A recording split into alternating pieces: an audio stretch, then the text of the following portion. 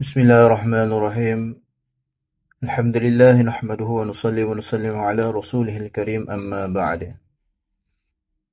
Pada hari ini saya akan kongsikan sedikit bacaan saya dalam kitab Al-Waraqat dengan kita menggunakan Syarah Al-Mahalli. Kita akan bahas tentang bab Al-Hadar wal-Ibahah, yang mana bab ini sangat penting untuk pengetahuan kita semua, terutamanya untuk menjawab syubhat-syubhat orang-orang Wahabi Salafi yang sunyi petikaikan, yang mana mereka mengatakan asal ibadah itu adalah haram katanya. Jadi perlukan dalil. Kalau tak ada dalil, maka asalnya itu haram. Padahal kita dah kemukakan bermacam-macam dalil. Kita dah datangkan dalil baik bersifat am maupun bersifat khas, tapi mereka tak boleh terima. Sebab apa? Mereka tak belajar usul fiqh. Jadi saya bacakan sedikit biar kita dapat ambil manfaat insyaAllah. وأما الحظر والإباحة فمن الناس من يقول إن الأشياء بعد البعثة على الحظر، أي على صفة هي الحظر إلا ما أباحته الشريعة.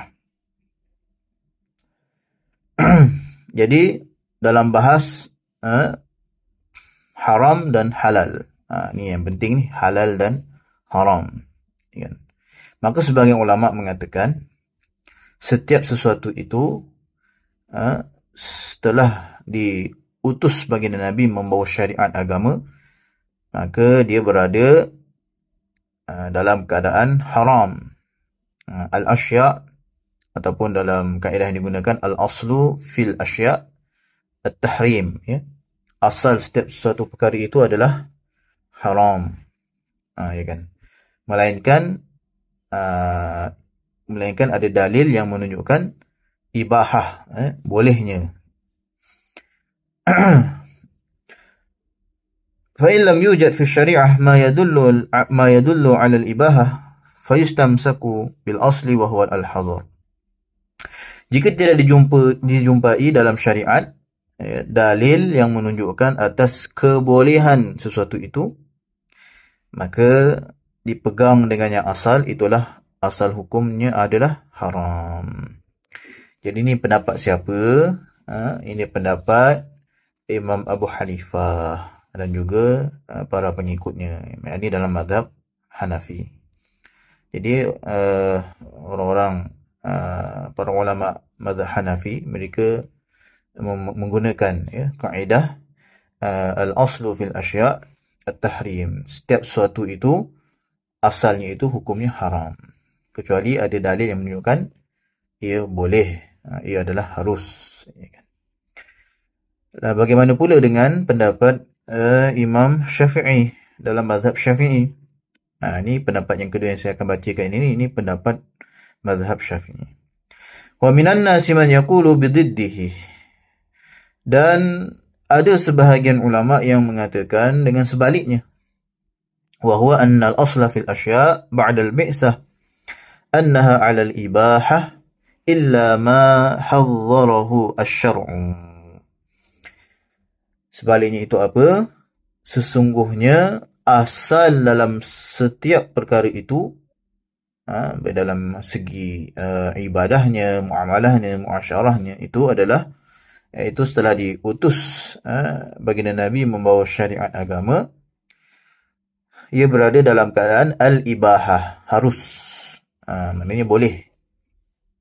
Semuanya dalam hal ibadah, muamalat itu al-ibahah, hukumnya harus. Illa ma hadzarahu syar'u, melainkan ada dalil yang melarangnya, mengharamkannya, yakni syarak yang mengharamkannya, ya kan. Jadi pendapat yang benar itu apa? As-sahih, was-sahih at-tafsil. Dalam Syarah Mahalli mengatakan pendapat yang sahih itu adalah tafsil, perinci. Wa huwa annal mudara 'ala tahrim wal manafi' 'ala al-hil. Yang ditafsirkan itu apa? Kalau perbuatan-perbuatan yang berbahaya, perbuatan-perbuatan yang tak baik, yang mudarat, maka dibawakan atas hukum haram. Seperti mencuri, asal perkara yang sesuatu benda, perkara yang memang kita rasa tu bahaya, mudarat, maka kita gunakan asalnya itu hukumnya adalah haram. Manakala kalau perkara yang bermanfaat, seperti membantu orang lain, seperti mengadakan majlis zikir, mengadakan maulid Nabi, seperti memperingati sirah baginda Nabi, membina madrasah, ataupun tahfiz dan sebagainya, maka itu perkara yang bermanfaat, yang baik, maka asal hukumnya adalah adalah halal, tidak diharamkan dalam syariat agama. Mudah-mudahan kita semua dapat faham. Dalil yang digunakan dalam mazhab Syafi'i ada al-aslu fil asya' al-ibahah, ya kan? Mana asal hukum dalam setiap sesuatu itu adalah ibahah, harus hukumnya, melainkan ada dalil yang mengharamkannya. Maka tak salah kalau kita tanya pada orang yang mengharamkan tahlil, orang yang mengharamkan maulid dan sebagainya, apa dalil yang mengharamkannya? Kalau mereka tak dapat kemukakan dalil mengharamkannya, maka kembali pada hukum yang asal adalah harus hukumnya. Wallahu a'lam.